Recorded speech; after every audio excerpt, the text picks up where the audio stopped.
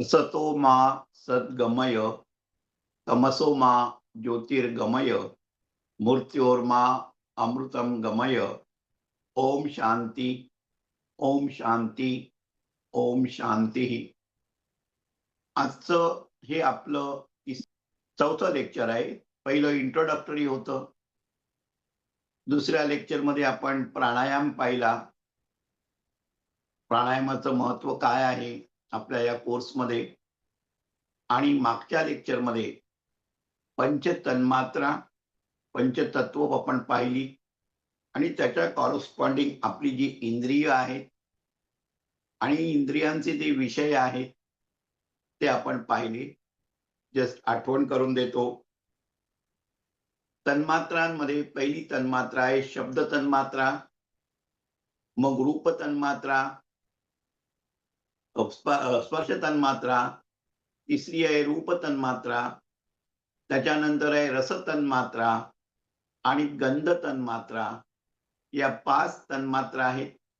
Correspondingly आकाश तत्व, वायू तत्व, अग्नि तत्व, जल तत्व आणि पृथ्वी तत्व.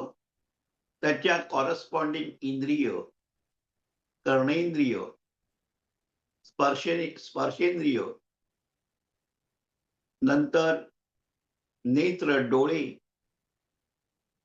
रसेंद्रिय म्हणजे जीभ आणि गंध नाक नासिका आणि त्याच्या अनुषंगाने कानाचा विषय आहे ऐकणं, त्वचेचा विषय स्पर्श समजणं, डोळ्याचा विषय रूप पाहणं, जिभेचा विषय चव घेणं आणि नाकाचा विषय गंध घेणं.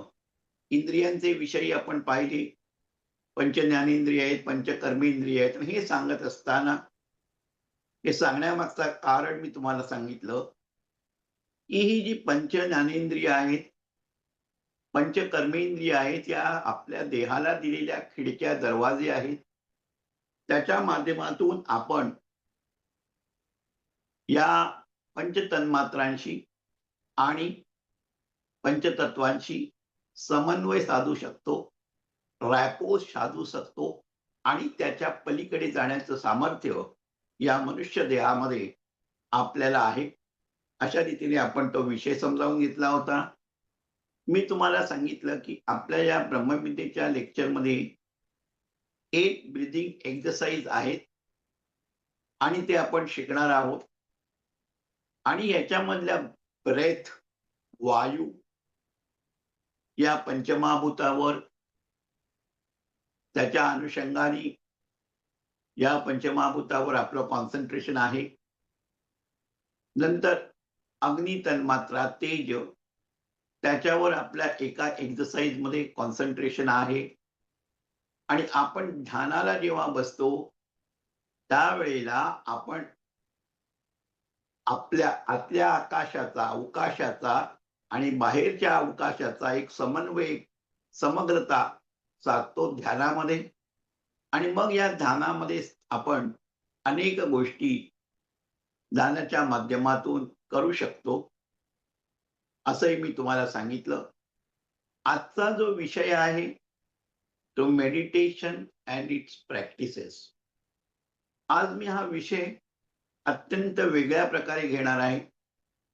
मेडिटेशन म्हणजे काय, मेडिटेशन मध्ये काय होतं, मेडिटेशन का करायचं, त्याचे फायदे काय आहेत, अल्फा स्टेज, बीटा स्टेज, अशा गोष्टीमध्ये मी तपशिलामध्ये जाणार नाहीये.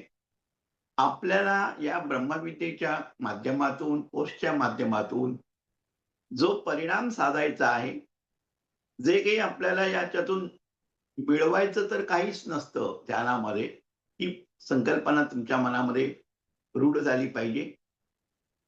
बऱ्याच जणांना असं वाटतं की ध्यान म्हणजे काहीतरी करायचं असतं. मी जर तुम्हाला विचारलं तुम्ही ध्यान करता का, तर मला माहिती आहे की आपल्यापैकी अनेक जण मला सांगतील हो मी ध्यान करतो. आणि मग मी तुम्हाला विचारलं तुम्ही ध्यान म्हणजे काय करता, तर कोणी सांगेल आम्ही मंत्र म्हणतो, कोणी सांगतो आम्ही ज्योतीकडे पाहतो, कोणीतरी सांगतो आम्ही प्राणायाम करतो. जे काही तुम्ही करता म्हणून जे सांगता ना, त्या सगळ्या ध्यानाकडे सरकण्याच्या विविध पद्धती आहेत. त्या एक प्रकारच्या धारणा आहेत आणि धारणा झाल्यानंतर तुम्ही ध्यानाकडे सरकू शकता आणि म्हणून प्राणायामाच्या माध्यमातून आपण पाहिलं, की धारणा सुयोग्यता मनसा, मन हे धारणेसाठी, चित्त एकाग्र करण्यासाठी अनुकूल होतं आणि असं अनुकूल झालेलं मन हे ध्यानाकडे सरकू शकतं. ध्यानच्या पद्धती अनेक आहेत. मी त्याच्यामध्ये काही पडत नाहीये. विज्ञान भैरव तंत्र म्हणून जे आहे, त्या विज्ञान भैरव तंत्रामध्ये जवळ-जवळ 112 different types of meditational practices आपण म्हणू. या पार्वतीला शिवाने सांगितलं. असं हा तंत्रशास्त्राचा एक ग्रंथ आहे आणि त्याच्यावर आधारित आज ज्या काही प्रचलित ध्यानाच्या पद्धती आहेत, त्या सगळ्या पद्धती तुम्हाला त्याच्यामध्ये सापडतील. थोड्याफार लोकांनी मॉडिफिकेशन केलेले आहेत काळानुसार. परंतु त्याचा जो बेस आहे, तो आपल्याला विज्ञान भैरव तंत्रामध्ये सापडतो. आणि बऱ्याच वेळेला असं होतं, की आपल्याला असं वाटतं, की मी ध्यान करतो. आता ध्यान ही करण्याची गोष्ट आहे का? नाही. ध्यान हे सहज व्हायला पाहिजे. ध्यान आता बऱ्याच वेळेला आपण व्यवहारामध्ये इंग्रजी भाषा वापरतो. इंग्रजी शब्द आपल्याला सोयीचे वाटतात. ध्यानाच्या ऐवजी आपण मेडिटेशन म्हणतो. परंतु ध्यान हा शब्द जो संस्कृत मधला आहे, त्याच्यातून व्यक्त होणारं जी आहे आणि मेडिटेशन म्हणून जे काही व्यक्त होतं, त्याच्यामध्ये थोडासा फरक आहे. There is no appropriate word in English for dhyan. Meditation is the most appropriate word, and the word meditation itself denotes, connotes that you are concentrating on something, some object, something, some thought. So meditation, we feel it is concentration. म्हणून बऱ्याच वेळेला जी धारणा आपण करतो, एखाद्या ज्योतीकडे तुम्ही पाहिलं, तर काय होतं, तुमची दृष्टी त्या ज्योतीवर स्थिर व्हायला लागते. तुमची ज्योती त्या दृष्टीवर स्थिर होते, मग हळूहळू तुमची वृत्ती पण स्थिर होते. तुमचा श्वासोच्छ्वास रिदमॅटिक व्हायला व्यवस्थित व्हायला लागतो, स्लो व्हायला लागतो आणि मग या माध्यमातून तुम्ही चित्ताची एकाग्रता साधता. म्हणजे धारणा अशा अनेक पद्धती आहेत. त्या तुम्ही धारणा ध्यानाकडे सरकण्यासाठी तुम्ही तयार करता. म्हणून मेडिटेशन किंवा ध्यान हे खूप वेगळं आहे आणि त्याच्याकडे सरकण्याच्या ज्या पद्धती आहेत, त्यालाच आपण ध्यान म्हणतो. म्हणून एक लक्षात घ्या, ध्यान म्हणजे कोणतीही क्रिया नाहीये. Meditation is not doing anything. Meditation is not aspiring anything. Meditation is not wanting anything. Meditation is not desiring anything. I am not desiring anything itself is a desire. So, आपल्याला या गोष्टी लक्षात ठेवायला पाहिजे. आता आपण प्राणायाम शिकलेलो आहोत आणि हा प्राणायाम झाल्यानंतर मेडिटेशनला बसण्याच्या आधी आपल्या या कोर्समध्ये काही मेडिटेशन रिसायटेशन्स दिलेल्या आहेत. मेडिटेशनच्या जाणीवा दिलेल्या आहेत. त्या जाणीवा आपण म्हणायच्या आणि ध्यानाला बसायचं, असं आपल्या अभ्यासक्रमामध्ये सांगितलेलं आहे. हे का करायचं? कारण आपल्या चित्तावर एवढे इतक्या वर्षांचे संस्कार आहेत आणि त्यामुळे आपण या सगळ्या मेडिटेशन प्रोसेसकडे एक वेगळ्या प्रकारे पाहत असतो. अनेकांना वाटतं, मी का मेडिटेशन करायचं? मेडिटेशननी मला काय फायदा आहे?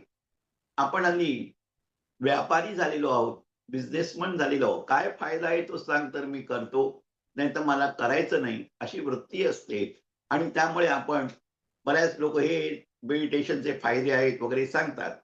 आपल्याला त्याच्यामध्ये पडायचं नाहीये. या ध्यानाच्या ज्या पद्धती आहेत, त्याच्यामध्ये मला जास्त शिरायचं नाहीये.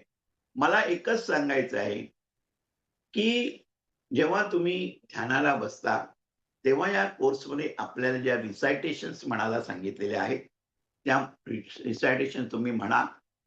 पुढच्या वेळेला आपण मेमरी डेव्हलपमेंट एक्सरसाइज घेणार आहोत. मग प्राणायाम, मेडिटेशन रिसायटेशन्स, मग मेमरी डेव्हलपमेंट एक्सरसाइज वगैरे असे एक्सरसाइज येतील. आणि जेव्हा तुम्ही ध्यानाला बसता, त्याच्या आधी या रिसायटेशन्स तुम्ही म्हणाव्यात, असं अपेक्षित आहे. मी असं म्हणत नाही, की प्रत्येक वेळेला तुम्ही त्या म्हणायला पाहिजेत.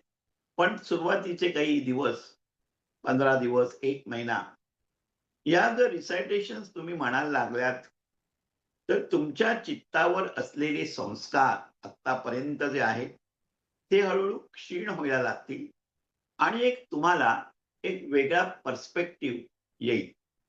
मी त्या रिसायटेशन्स ग्रुपवर तुम्हाला मराठीमध्ये आणि इंग्रजीमध्येही टाइप केलेल्या आहेत. त्या मी तुम्हाला पाठवीन. आता त्या रिसायटेशन्स काय आहेत, त्या तुम्हाला आधी वाचून दाखवतो.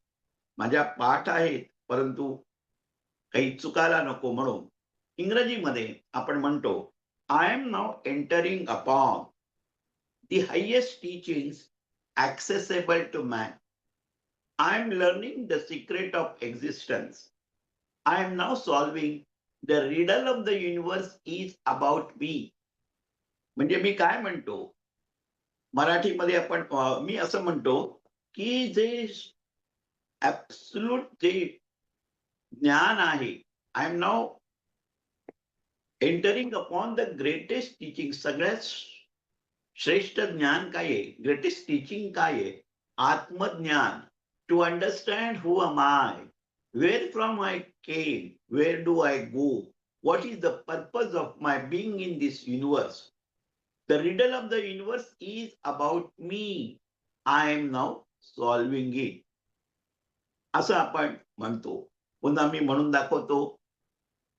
I am now entering upon the highest teachings accessible to man, for I am learning the secret of existence. The riddle of the universe is about me. I am now solving it. Nobody else is going to solve. I myself is solving it. I learn why men die, why they are born, and why they live. I learn why men succeed, why they fail, why they are happy, and why they are discontent. We often see people are born, we celebrate birthday, people live, people die, we grieve upon a गेला, वाईट वाटतं. मनुष्य जन्माला का येतो? तो जगतो का? मृत्यू का पावतो? Why man is born, why they live, and why they die. आणि त्याच्या पुढे आपण म्हटलेलं आहे, why some people are happy and some are unhappy. There is a discontent. Why it is happening? All these things. I am now going to get this riddle of the universe is about me and all these things happening, why I have come to the life. All these things are now going to reveal it to myself. Nobody is teaching, but in the process of meditation, in the process of going into the silence, in the process of माझी सगळी इंद्रिय मी आतमध्ये प्रत्याहाराच्या स्टेजला घेऊन जात असताना या गोष्टी घडणार आहेत.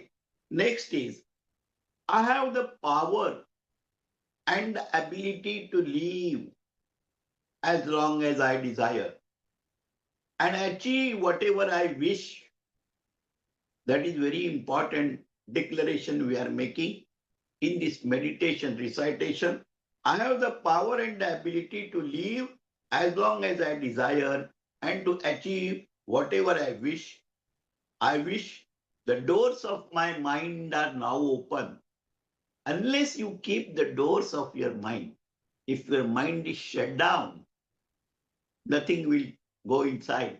You will not get the knowledge revealed to yourself. So I have to keep the doors of my mind open. When I'm sitting, I sit for meditation. I undergo the meditation practice. This is the declaration I am making.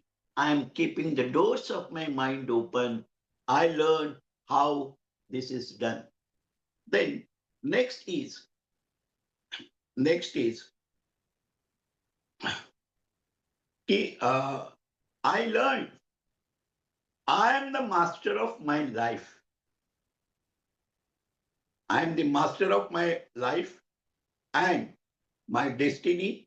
I am the author of death. And death is a mental concept and not the law of life. All the time we have been told we will die one day, there will be death. What we conceive, death is the death of this physical body. But in the process of meditation, I understand, things will be revealed to myself that death is a mental concept and not the law of life. There is no death, there is no death, there is no death. When you realize your true nature, तुमचा स्वतःचा nature तुम्हाला कळला, you are प्रकाश, you are light, you are consciousness, you are that शक्ती within you, energy within you, who called Atman, soul, whatever name you give, it is a understanding for you. These names are given. Then death is not the law of life. Then what is the law of life? That is also important. So we say death is not the law of life. I now realize all the negations are mental concept and not the law of life. Many a times we are so much so carrying the negative emotions, negative thought, negative tendencies. That negative tendencies are not life. The creativity, sujanashilata is life. That now I realize, and now I am developing. Now I am developing power and ability to realize in my own life. This, what I said, there is no death. Death is a mental concept. All the negation for that matter are mental concept. I learn why I'm in die. Now I realize knowing is different and realizing is different. I now realize what you are realizing. I am now developing power and ability to realize in my own life that divine principle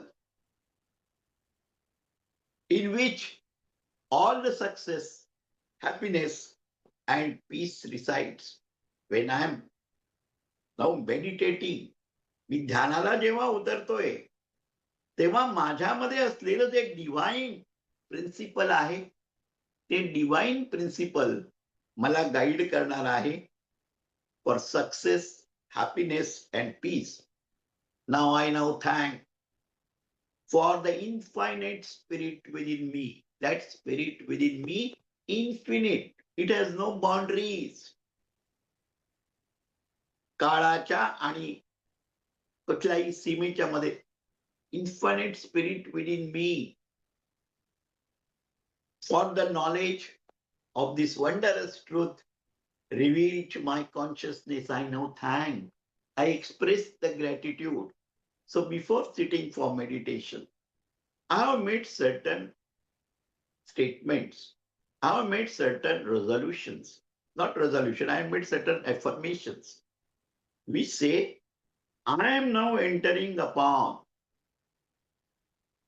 learning now the highest teaching accessible to man. I learn why men die, why they are happy, why they are born, why they live. The riddle of the universe is about me. I am now solving it. I learn I can achieve whatever I wish and I can live as much as I desire. There is no death. There is no death. Death is a mental concept and not the law of life. All the negations for that matter are mental concept and not the law of life. I am the master of my own life, and I shall do whatever I desire to do. Now the door, how it is to be done? The doors of my mind are now open. I know. And through this, keeping the doors of my mind open, and the divine spirit within me is going to guide me in the process. अशा रीतीनं आपण या affirmations म्हणणार आहोत आणि त्याच्यानंतर तुम्ही ध्यानाला बसा. मराठीमध्ये मी त्या तुम्हाला म्हणून दाखवतो. मी तुम्हाला ग्रुपमध्ये पाठवणार आहे. काय आहे ते जाणीवा, त्याचंच मराठी वर्षन आहे. मी आता सर्वश्रेष्ठ अशी विद्या साध्य करून घेण्यास सुरुवात केलेली आहे. I am now going to assimilate this higher. सगळ्यात श्रेष्ठ ज्ञान काय आहे? आत्मज्ञान. सायन्स, विज्ञानाचं, गाण्याचं, नृत्याचं, इकॉनॉमिक्सचं हे ज्ञान पेक्षा सगळ्यात knowing that everything is non, ती आत्मविद्या, ती अध्यात्मविद्या, त्याचं ज्ञान आता प्राप्त करून घ्यायला मी सुरुवात केली आहे. मी कोणाकडे शिकत नाहीये, मी प्राप्त करून घेतोय आणि ध्यानाच्या मध्ये मला या सगळ्या गोष्टी रिव्हील होणार आहेत. आणि या सृष्टीच्या अस्तित्वाचं रहस्य, the riddle of the universe is about मी. या सृष्टीच्या अस्तित्वाचं रहस्य आणि माझ्या भोवती असलेल्या विश्वाचं कोड हळूहळू मला उलगडायला लागलेलं आहे. It is been revealed to myself in the process of meditation. This is going to happen and certainly it will happen. मनुष्य जन्माला का येतो? तो का जगतो? तो मरण का पावतो? काही ना आयुष्यामध्ये यश मिळतं, काही अपयशी असतात, काही आनंदी असतात, काही सतत दुःखी असतात. हे असं का घडतं? हे आता मला समजून यायला लागलेलं आहे. मला जितके वर्ष जगण्याची इच्छा आहे, लक्षात घ्या, very big statement we are making. I am not elaborating on this statement at right now. In the due process of our course, I will definitely elaborate on this statement. It is not a false statement. It is a very true statement. You will understand and you will also experience in the process of understanding its dimension. So, मला जितके वर्ष जगायचे आहे आणि मला आयुष्यामध्ये जे जे प्राप्त करून घ्यायचे आहे ते प्राप्त करून घेण्याची क्षमता आणि ते कृतीमध्ये कसं आणून घ्यायचं हे मला माहिती आहे. आणि त्यासाठी पुन्हा मी माझ्या मनाची कवाड उघडी ठेवलेली आहे. unless your mind is open, receptive to that divine knowledge, it is not possible. It will be futile exercise. आणि नेक्स्ट आपण म्हणतो की हे कसं शिकून घ्या? माझ्या मनाची कवाड मी उघडी ठेवली. मनुष्य प्राणी हा त्याच्या भाग्याचा मालक आहे. You are the master of your own destiny. आपण बऱ्याच वेळेला ना, त्याच्यामुळे असं झालं, त्याच्यामुळे असं झालं, अशा निगेटिव्हिटी आपल्यामध्ये इतक्या भरलेल्या आहेत. You are the master of your own life. तुम्ही तुमच्या जीवनाचे मालक आहात आणि you are all responsible for your own action. हे जेव्हा तुमच्या मनामध्ये असतं तेव्हा तुम्ही दुसऱ्याला दूषण देत नाही. आपण निगेटिव्ह काही बोलत नाहीये इथे. मला फक्त जरा क्लिअर करायचं होतं म्हणून सांगितलं. आणि मरण ही मनाची एक संकल्पना आहे, मेंटल कन्सेप्ट. मी मरणार आहे, मी मेलो, मरण आहे. मरण ही एक मनाची संकल्पना आहे. जीवनाच्या नियमामध्ये मरणाला कुठेही स्थान नाहीये. जेव्हा तुम्ही चैतन्य आहात तेव्हा चैतन्याला मरण कुठे आहे हो? You understand your true nature, then there is no death. Death is a mental concept. आणि नेक्स्ट आहे, मला आता समजत आहे की नकारात्मक विचार आणि या मनोकल्पित नकारात्मक विचार आणि भावना या मनोकल्पित आहेत. I am only cultivating that negative thoughts around me, creating negative thoughts around me. नकारात्मक भावना आणि विचार या मनोनिर्मित आहेत. मीच माझ्या मनाने निर्माण केलेल्या आहेत. मला आता समजलं आहे, की नवनिर्मिती हा जीवनाचा नियम आहे. Creativity is the law of life.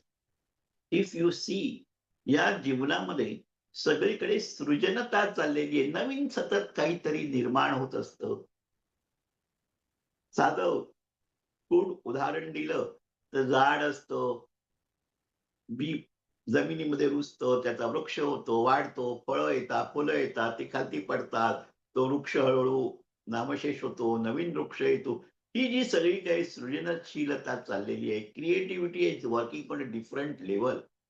We are not understanding about it. When you die also, a creativity is working in a different level. We are not aware of that. I'm not going into that detail. But what I mean to tell you is that मला आता समजलं आहे की हे सगळे नकारात्मक विचार आणि नकारात्मक भावना या मनोनिर्मित आहे. आणि मला आता समजलं मनोनिर्मित आहे. आणि मला असं समजलं आहे की नवनिर्मिती हा विश्वाचा नियम आहे. मृत्यू हा काही विश्वाचा नियम नाही, की ज्याच्यामध्ये सुख, शांती आणि यश सामावलेलं आहे. आणि त्या दैवी तत्वाचा साक्षात्कार, त्या दैवी तत्वाचा अनुभव, त्या दैवी तत्वाची अनुभूती आता मला येऊ लागलेली आहे. आणि त्यासाठी त्या माझ्यामध्ये असलेल्या चैतन्याचे मी आभार मानतो. असं तुम्ही मेडिटेशन रिसायटेशन्स म्हटल्या आणि ध्यानाला बसलात तर इट विल मेक वंडर्स. बऱ्याच वेळेला अध्यात्मामध्ये आमचे दुधाट साहेब सांगायचे आणि मलाही तो अनुभव पाहायला मिळतो, की अध्यात्मामध्ये अनेक लोक अध्यात्माच्या नावाखाली बऱ्याच गोष्टी करतात. मेडिटेशन करतात, जप-तप करतात. पण अशी एक स्टेज येते, की ते इतके निराशेत जातात. अध्यात्मातला माणूस आत्महत्या करतो. हे कसं शक्य आहे? When you are doing meditation, when you are doing sadhana, how you go down?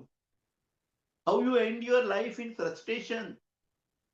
हे जर फ्रस्ट्रेशन बऱ्याच वेळेला ध्यान करतात लोक, ते चुकीचं करतात असं मी म्हणत नाही. परंतु तुमचा जो बेस आहे ना, तो बेस जर क्लिअर नसेल, दूषित असेल, थॉट प्रोसेसमध्ये निगेटिव्हिटी आहे, मी मरणार आहे, मी हे काय नाही केलं, अशा गोष्टी घेऊन जर तुम्ही ध्यानाला बसला.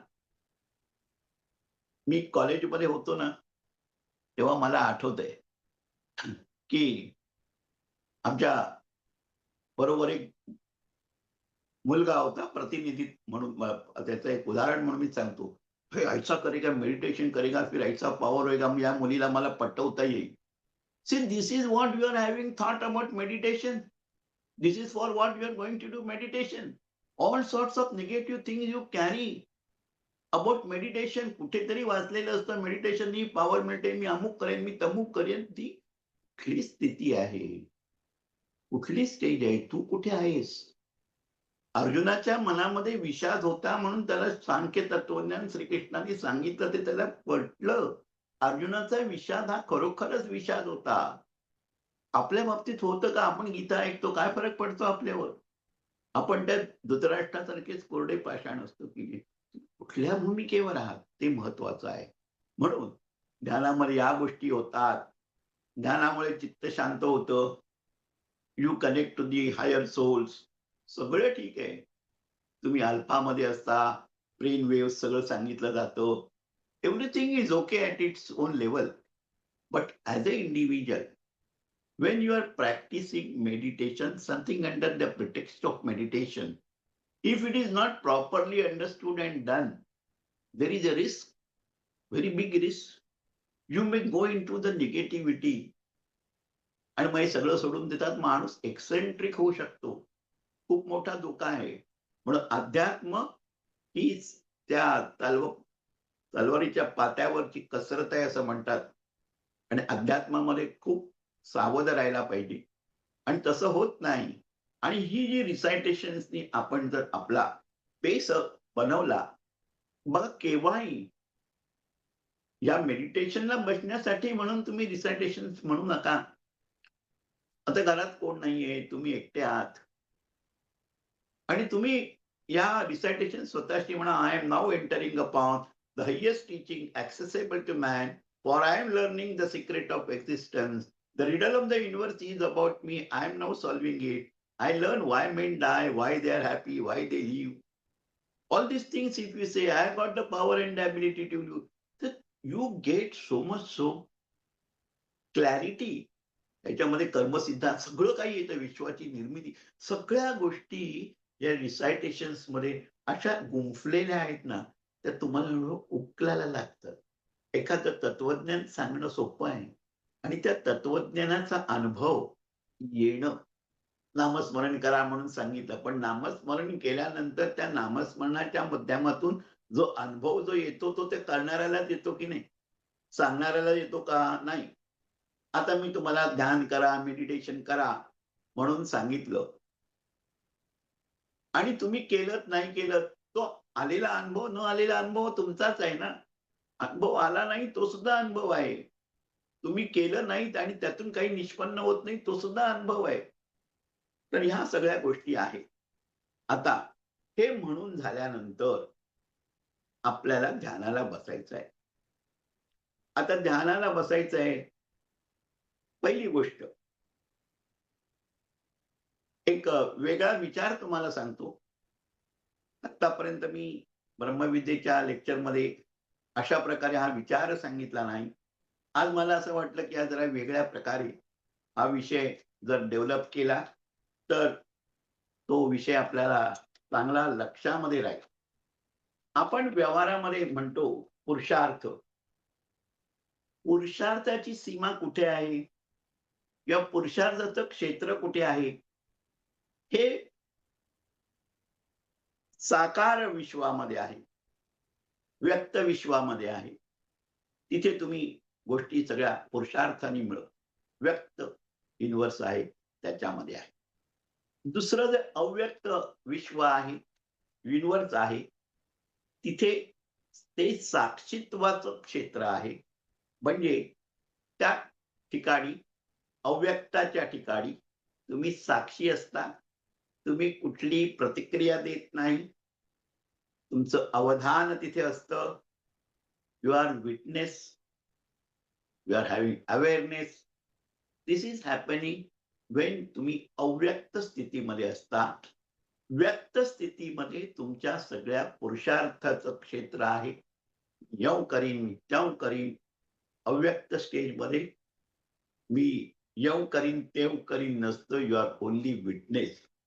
आणि व्यक्त, अव्यक्त आणि त्याच्या पुढचं जे अनंताचं क्षेत्र आहे, इन्फिनिटीचं क्षेत्र आहे, त्यामध्ये साक्षीत्व तिथे संपून जातं आणि तिथे शरणागतीला तुम्ही प्राप्त होता.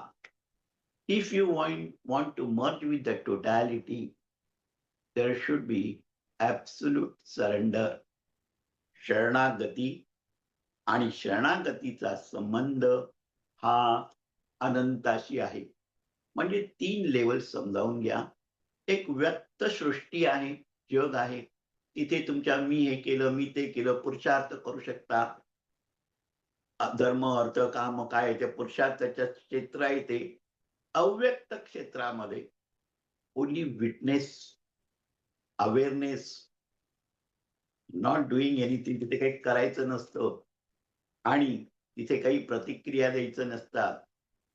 आणि व्यक्त आणि अव्यक्त क्षेत्राच्या पलीकडे जे अनंताचं क्षेत्र आहे, तिथे फक्त शरणागती आवश्यक. सरेंडरिंग टू द गॉड आपण म्हणतो ना ते.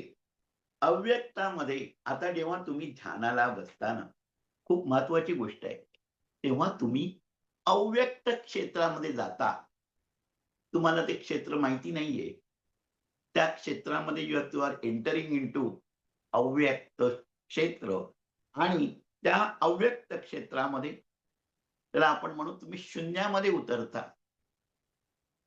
शून्य म्हणजे 0 नाहीये. तुम्ही शून्यामध्ये उतरता आणि त्या शून्यामध्ये तुम्हाला अमुक गोष्ट करा, करू नका असं नाही. तुम्हाला काहीही करायचं नाहीये. काही आणि you have to be just in that witness आणि त्यावेळेला काही शक्ती तुमच्यामध्ये प्रकट झाल्या होऊ दे. नाही प्रकट झाल्या, it is the divine grace. नाही झाल्या तरीही divine grace. You have to be in त्या अव्यक्तामध्ये, शून्यामध्ये जेव्हा तुम्ही उतरता, तेव्हा तुम्हाला काही शक्ती प्राप्त होऊ शकतात किंवा प्राप्त नाही होऊ शकतात. झाल्या काय, नाही झाल्या काय, इट मेक्स नो डिफरन्स. ही तुमच्यावरची कृपा असेल तर झाल्या, नसेल कृपा तरी झाली. आणि बऱ्याच वेळेला असं होतं, "अहो, मी ध्यानाला बसतो. महिनाभर झाला ध्यान केलं. मला काहीच अनुभव आला नाही." तो बघा, त्याला 8-15 दिवसात केवढा अनुभव आला, केवढी अनुभूती आली. मला तर काहीच नाही आली. असं होतं. आणि मग मी असं पाहिलेलं आहे, आमचे दुधाट साहेब महाबळेश्वरला शिबिर घ्यायचे. तेव्हा मग कोणीतरी, "अहो, मला ना ही शंकर दिसला, मला पार्वती दिसली, मला कृष्ण दिसला ध्यानामध्ये." दुधाट साहेब हसायचे नुसते. दिसले हां, चांगलं झालं. बऱ्याच वेळेला असं होतं, की याला काहीतरी दिसलं म्हणून मला दिसलं पाहिजे किंवा ह्याला एवढं दिसतं मला काहीच अनुभव येत नाही. अध्यात्माच्या क्षेत्रामध्ये तुलना ही कधीही करू नये. There is no competition in spirituality. आज आपण पाहतो वेगवेगळे गुरु वगैरे असतात. त्यांच्यामध्ये कॉम्पिटिशन असते स्पिरिच्युअलिटीत. ती नाही मी बोलत आहे. When you are entering into the realm of spirituality, तुम्ही जेव्हा अध्यात्माच्या क्षेत्रामध्ये उतरायला लागता ना, तेव्हा ईर्ष्या, तुलना, स्पर्धा, कॉम्पिटिशन ह्या गोष्टी ज्या लौकिक जीवनामध्ये आहेत, त्या या क्षेत्रामध्ये नसतात. त्या या क्षेत्रामध्ये नसल्या पाहिजेत. व्यावहारिक जगामध्ये आपण म्हणतो, स्पोर्ट्समध्ये म्हणतो ना, किलिंग इन्स्टिंक्ट पाहिजे. Spirituality doesn't demand any killing instinct. You have to be in Sakshi Bhav. You have to be just witness. You have to be in the awareness. There is no irsha, there is no competition, there is no tulana, there is no स्पर्धा. हे वेगळं क्षेत्र आहे. म्हणून अध्यात्माच्या क्षेत्रामध्ये मी आहे, म्हणजे मला व्यावहारिक जीवनामधल्या पण सगळ्या गोष्टी खेचून आणता आल्या पाहिजेत. असा काही जो एक लोकांचा भ्रम असतो. ब्रह्मविद्या केली म्हणजे हे मिळालं, ते असं होत नाही हो. यू आर इन दॅट अव्यक्त क्षेत्रामध्ये, त्या तुम्ही शून्यामध्ये उतरता आणि तिथे कॉम्पिटिशन नसते, ईर्ष्या नसते, स्पर्धा नसते, कंपॅरिझन नसतं. तिथे फक्त तुम्ही असता. हे तुमच्या लक्षात येणं फार महत्वाचं आहे. आणि जेव्हा तुम्ही अव्यक्तामध्ये बुडी मारता, you are taking deep into that unknown म्हणू शकतो आपण. ओशो त्यांना अननोन हे म्हणायचे. त्या अव्यक्तामध्ये जेव्हा तुम्ही बुडी मारता, तेव्हा कुठलाही तिथे हिशोब नसतो.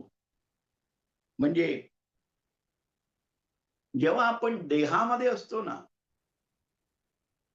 व्यक्त सृष्टीमध्ये आपण व्यवहार करतो, तेव्हा आपण मर्यादेने मर्यादित असतो. You are limit by limitation. Body has its own limitation. Your energy function has limitation. तुमच्यामध्ये हत्तीसारखी शक्ती येणार नाही. तुमच्या limitation. You are limited by limitation. मर्यादेने तुम्ही मर्यादित असता जेव्हा तुम्ही व्यक्त सृष्टीमध्ये या देहामध्ये असता.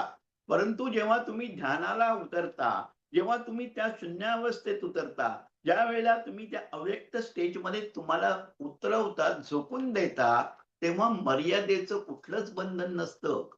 I can do whatever I wish, I can achieve whatever I desire. त्या स्टेज मधलं ते सेंटेन्स आहे. हे लक्षात घ्या. आणि ज्या माणसाची जीवनावर श्रद्धा नाही, जीवनावर म्हणण्यापेक्षा जीवन सत्तेवर श्रद्धा नाही. हे सगळं जीवन कशाने चाललेलं आहे? त्याच्या पाठीमागे कोणीतरी नियंता आहे. परमात्मा आहे, परमेश्वर आहे, गॉड आहे, अल्लाह आहे, काय तुम्ही म्हणा. याचा कोणीतरी नियंता आहे. त्याच्यावर तुमची श्रद्धा नाही आणि परमात्मा आहे याच्यावरही तुमची श्रद्धा नाही. अशी माणसं ध्यानावस्थेमध्ये पुढे सरकू शकत नाही, पुढे पोचू शकत नाही. मला काहीतरी करायचंही लालसा असते. म्हणून कृष्णाने भगवद्गीतेमध्ये असं सांगितलंय, की राजविद्या जी आहे, ती एवढी गुह्य आहे, की अश्रद्धा लोकांना दिली, तर त्याचा उपयोग होत नाही. म्हणून एक लक्षात घ्या, तुम्ही ध्यानाला बसा, कुठलीही ध्यानाची पद्धती वापरा. परंतु वैश्विक सत्तेपोटी व तुमची श्रद्धा नसेल, परमात्म्यापोटी तुमचा श्रद्धा नसेल, तर तुम्ही ध्यानाला उतरूच शकत नाही. You will be doing something. I am doing ध्यान, आय एम डुईंग ध्यान, I will do this thing. It is not doing. हे पुरुषार्थाचं क्षेत्र नाही. हे मी तुम्हाला मगाशीच सांगितलं. आता एक महत्वाचं सांगतो. जेव्हा तुम्ही ध्यानाला बसता, आता आपण we will come to practical aspect, how to sit for meditation and what to do. खूप जणांचे प्रश्न असतात. पहिला प्रश्न आहे, की मी डोळे मिटून ध्यानाला बसू का डोळे उघडे ठेवून ध्यानाला बसू? डोळे उघडे ठेवून ध्यानाला बसलात, तर समोर मूर्ती असेल, फोटो असेल ते तुम्हाला दिसेल. समोर खिडकी असेल, तर खिडकी तुम्हाला दिसेल. समोर नुसतीच भिंत असेल, तर ती भिंत दिसेल आणि ते तुमच्या दृष्टीपुढे राहील. तुम्ही म्हणाल, "मी डोळे उघडे ठेवलेले आहे. मी तिथे भूमध्याकडे पाहू का? ब्रह्मरंध्राकडे पाहू का? का मी अर्धे डोळे असे उघडे ठेवून बसू?" योगदाते अ, परमहंस योगानंदांचे गुरु, त्यांची लहरी माशे, त्यांनी असे अर्धे डोळे असे उघडे ठेवून ध्यानात, तसं मी बसू का? बघा, आपण काही त्या स्टेजला पोहोचलेलो नाही. डोळे उघडे ठेवून बसले, तर आपली कुठेतरी त्या फ्रेमकडे लक्ष जाईल. एखादी सुंदर तरुणी समोरून गेली, तर तिथे तुमचं लक्ष जाईल. Diversion of mind is possible. And whatever, if you are concentrating, then it becomes a dharana and it doesn't become a dhyana. So it is better to sit by closing your eyes. That is one thing. पुढच्या स्टेजला तुम्ही गेला तर तुम्ही हा प्रश्न विचारणारच नाही, की मी डोळे उघडून बसू ध्यानाला का बसू डोळे बंद करून बसू. तुम्ही त्या स्टेजला पोहोचल्यानंतर उघडले काय, बंद केले काय, तुम्हाला काही फरक पडणार नाही. पण आपण जेव्हा ध्यानाची सुरुवात करतो, त्यावेळेला डोळे बंद करून बसा. जेव्हा तुम्ही डोळे बंद करून बसा, त्याच्या आधी बघून घ्या काय दिसतंय ते. That is no harm. आणि जेव्हा डोळे बसून बसता, तेव्हा डोळ्यासमोर काही असत नाही. तुम्हाला काही पाहायचं नसतं आणि अशी अवस्था झाली, की तुम्ही शून्यामध्ये स्थिरावायला लागता. आणि जेव्हा तुम्ही शून्यामध्ये स्थिरावता, तेव्हा नकळत हळू-हळू व्हेरी स्लो, मुंगीच्याही पावलापेक्षा अतिशय कमी स्पीडनी आतल्या शक्ती जागृत व्हायला लागतात. एका दिवसात होत नाहीत ते. ही हळद आणि हुंगोरी असा प्रोसेस नाहीये तो. वेळ लागतो. आणि मग आतल्या शक्ती जागृत व्हायला लागतात. तुमच्या मनाच्या आणि बुद्धीच्या सूक्ष्म शक्ती, सटल एनर्जीज अल्सो जागृत व्हायला लागतात. आपण व्यवहारामध्ये सांगतो, ब्रेन सेल्स ॲक्टिव्ह होतात. Certain part of the brain which is not active मेडिटेशनमध्ये गेट ॲक्टिव्ह. मला त्याच्या विज्ञानाच्या भागामध्ये आत्ता पडायचं नाहीये. मला तुम्हाला एक वेगळ्या अँगलनी शून्यावस्थेमध्ये तुम्ही जेव्हा जाता, अव्यक्तामध्ये जेव्हा तुम्ही उतरता त्यावेळेला तुमचे डोळे बंद आहेत. पाहण्यासारखं बाहेर काहीही नाही. तुम्ही शांतपणे आहात. स्थिरता तुम्ही अनुभवता. त्या स्थिरतेमध्ये तुमच्या जरा थोडंसं 15 मिनिटं लेक्चर लांब आहे. कारण मला तो विषय पूर्ण मांडायला आवडेल. मध्येच सोडला तर माझी पण लिंक जाईल आणि तुम्हाला जो इफेक्ट केला पाहिजे तो येणार नाही. आणि मग त्या शक्ती हळू जागृत व्हायला लागतात. मनाच्या शक्ती असतील, बुद्धीच्या शक्ती असतील, त्या जागृत व्हायला लागतात. ध्यानाला उतरताना तेव्हा तुम्ही शून्यामध्ये स्थिरावता. त्यावेळेला एक मोठी गोष्ट, क्रांतिकारक गोष्ट घडते. काय घडते? तुम्ही तेव्हा भोगता नसता, करता नसता. You are not the doer, you are not the enjoyer. सबंध दिवस आपण करता आणि भोगता याच्या परिघामध्ये वावरत असतो. मी हे केलं, मला हे मिळालं पाहिजे, करता भोगता. या सगळ्यामध्ये आपण व्यवहारामध्ये दिवसभर वावरत असतो. जेव्हा तुम्ही ध्यानाला बसता त्यावेळेला तुम्ही अव्यक्तामध्ये, शून्यामध्ये उतरता. तिथे तुम्ही करता नसता, तिथे तुम्ही भोगता नसता. फार मोठी गोष्ट होते. आणि आपल्याला 24 तास व्यावहारिक जगामध्ये वावरायची सवय आहे. आणि त्यामुळे मी अमुक करेन, मी तमुक करेन, मी हे केलं, मला हे पाहिजे, मला ते पाहिजे, मी याच्या भोवती आपण इतके गुरफटलेलो असतो. शून्यावस्थेमध्ये, ध्यानाला बसल्यामध्ये बाहेरचं काही पाहणं नाही. आतमध्ये कुठल्याही प्रतिक्रिया उमटून द्यायच्या नाही.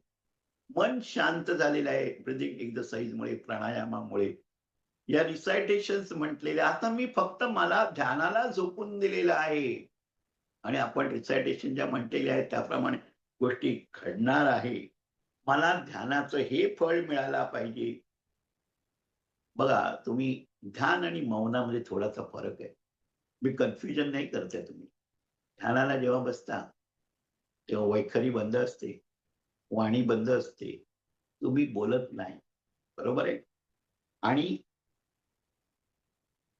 अनेक जण सांगतात, बोलत नाही. पण मनामध्ये चित्र निर्माण होत असतात ना. म्हणजे मौन आणि ध्यान याची गफलत लोकांना होते. मौनातूनच तुम्ही ध्यानाला सरकता. पण मी मौनावर आज बोलणार नाहीये, कधीतरी बोलेन. आता एक लक्षात घ्या, अनेक जण सांगतात, मी मेडिटेशनला बसतो. पण मेडिटेशनची ब्लूप्रिंट सांगा, काय-काय होणार आहे मला? काय-काय मला फायदा होणार आहे? आपण बिझनेसमन झालेलो आहोत. आपण व्यापारी झालेलो आहोत. आपण तराजू घेऊन बसलेलो आहे. मला आठवतं, मी ऑफिसमध्ये होतो. त्यावेळेला मी ब्रह्मविद्येचे वर्ग घ्यायला ऑफिसमधून निघायचो. तेव्हा मला एकाने विचारलं, ब्रह्मविद्येचा वर्ग आम्ही केला तर आम्हाला फायदा काय? गोष्टी आहेत.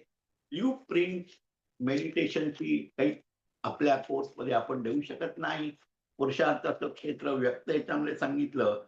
आणखी महत्वाची गोष्ट अशी आहे, की ज्या वेळेला मी तुम्हाला सांगितलं, की अनंताची जी स्टेज आहे, व्यक्त, अव्यक्त आणि अनंत, त्या अनंताच्या स्टेजमध्ये म्हणजे समाधीच्या स्टेजमध्ये. ध्यानाची स्टेज वेगळी, समाधीची स्टेज, त्या तिथे शरणागती आवश्यक. हे भगवंता, ही सारी सृष्टी तुझी आहे रे. हे सगळं विश्व आहे ना, तूच निर्माण केलं आहेस. त्या अनंत रूपामध्ये तूच नटून राहिलेला आहेस. मी छोटा आहे. माझं मन, माझी बुद्धी तुझ्यासारखी विराट नाहीये रे. आणि स्थूल इंद्रियांच्या पकडीमध्ये तू येत नाही. आपण परमेश्वर किती, आपण परमेश्वराचा विषय घेणार आहोत. परमेश्वर किती इंद्रियांच्या पकडीत आणून सांगण्याचा प्रयत्न केला तरी तो समजत नाही. बुद्धीने सांगण्याचा प्रयत्न केला, न इति, न इति, नेती, नेती म्हणूनच तो सांगायला लागतो. तो परमात्मा समग्र आहे, सगळं त्याच्यामध्ये सामावलेलं आहे. आणि जेव्हा तुम्ही व्यक्त, अव्यक्त आणि अनंत म्हणजे त्या समाधीच्या स्टेजला जाता, त्यावेळेला तुम्हाला जो अनुभव येतो, तो you are one with the universal कॉन्शियसनेसचा येतो. Meditation is a process from I consciousness, you go to the soul consciousness, and ultimately the universal consciousness. In meditation, you are only in soul consciousness. I म्हणजे ego, मी अमुक आहे. I consciousness मध्ये आपण वावरत असतो. Meditation मध्ये आपण soul consciousness मध्ये जातो, चैतन्य. आणि हे चैतन्य आणि ते विश्विक चैतन्य एक आहे, त्याचा अनुभव, त्याचा साक्षात्कार, त्याचं प्रत्यंतर आपल्याला समाधी अवस्थेमध्ये येतो. समाधी ही लास्ट स्टेज आहे. अनुपाय एव उपाय. याच्यासाठी असं काही प्रोसेस आहे का? नाहीये. काहीच प्रोसेस नाही, हाच प्रोसेस आहे. तुम्ही शांतपणे ध्यानाला बसा. मेडिटेशनला बसताना किंवा एकंदर संपूर्ण त्या प्रोसेसमध्ये परमेश्वर आपला सेवक नाहीये. आपण त्या परमात्म्याला आज्ञा देऊ शकत नाही. शरणागतीच्या स्टेजला भगवंता तू काही दिलंयस त्याच्यात मी समाधानी आहे. तू काही दिलंस, I am very much thankful to you, grateful to you.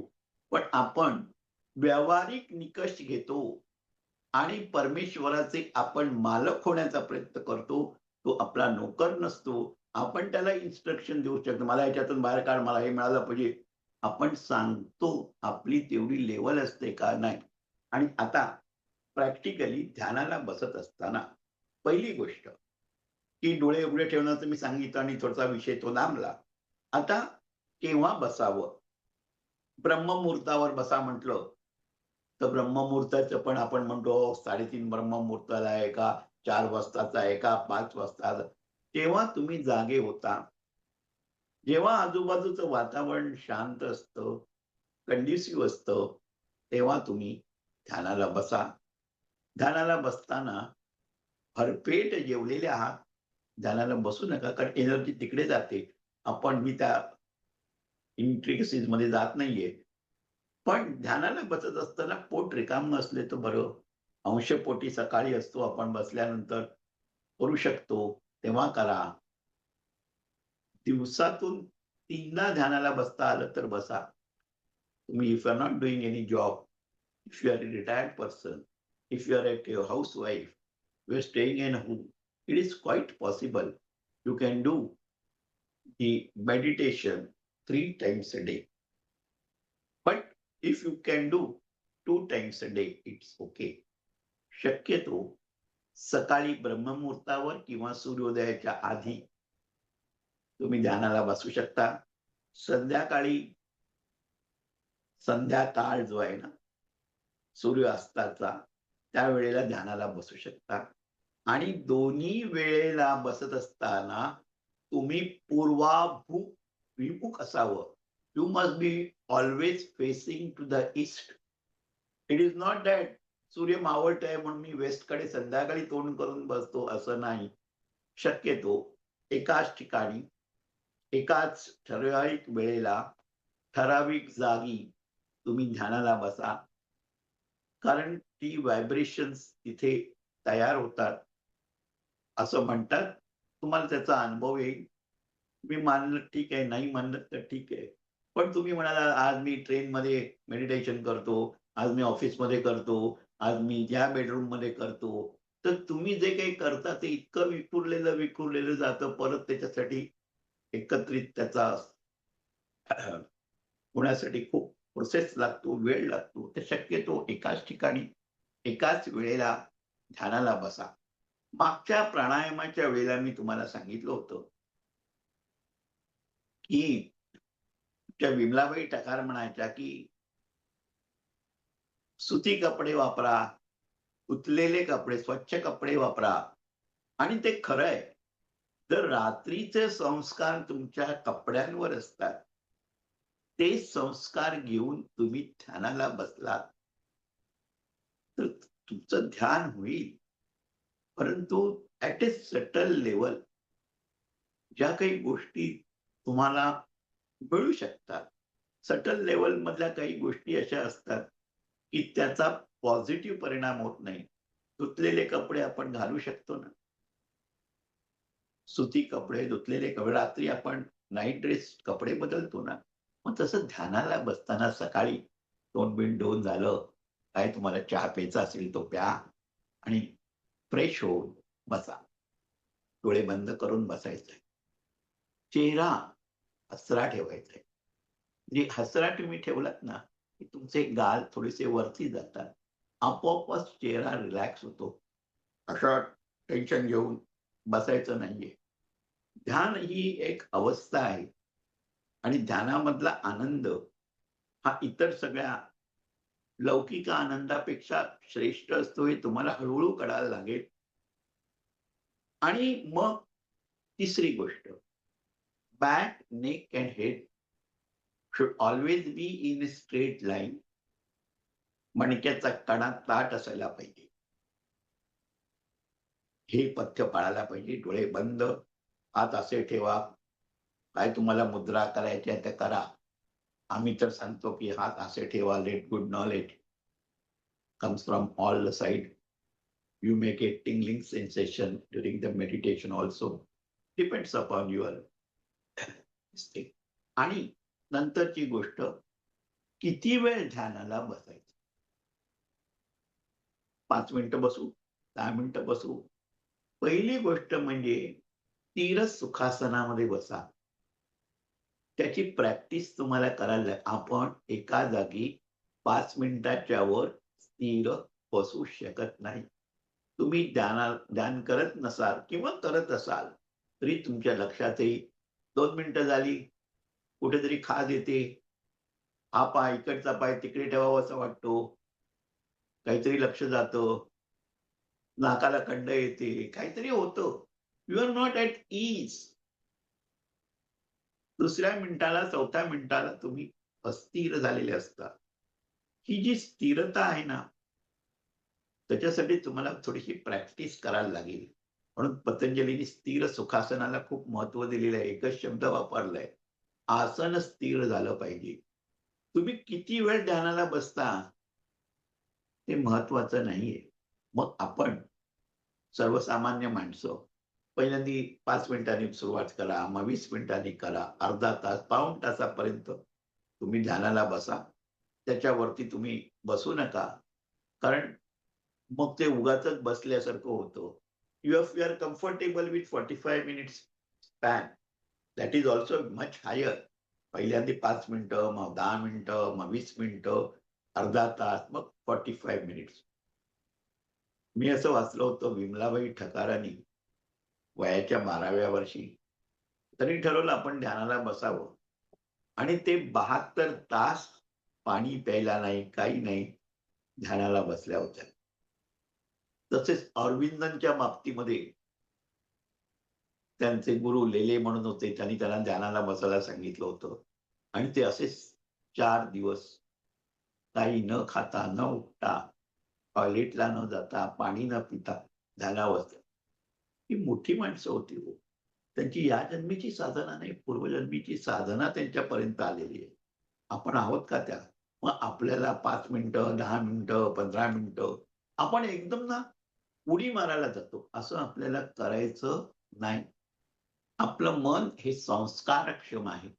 म्हणून या रिसायटेशनच्या माध्यमातून आपण मनावर एक प्रकारचे संस्कार करतो. आणि यम-नियम सांगतात ना, मी एकच सांगतो तुम्हाला. आपल्या वाणीमध्ये ना प्रचंड शक्ती आहे आणि वाणीचा अव्यभिचार सगळ्यात जास्त होतो. Your speech corrupts you maximum. तुम्ही म्हणाल, "काय सर, काय आम्ही काय असं करतो?" बघा, कुठलाही व्यभिचार केला तर समाजामध्ये निंदा होईल. आपण गुन्ह्यात सापडलो तर शिक्षा होईल. आध्यात्मिक असाल तर पाप लागेल.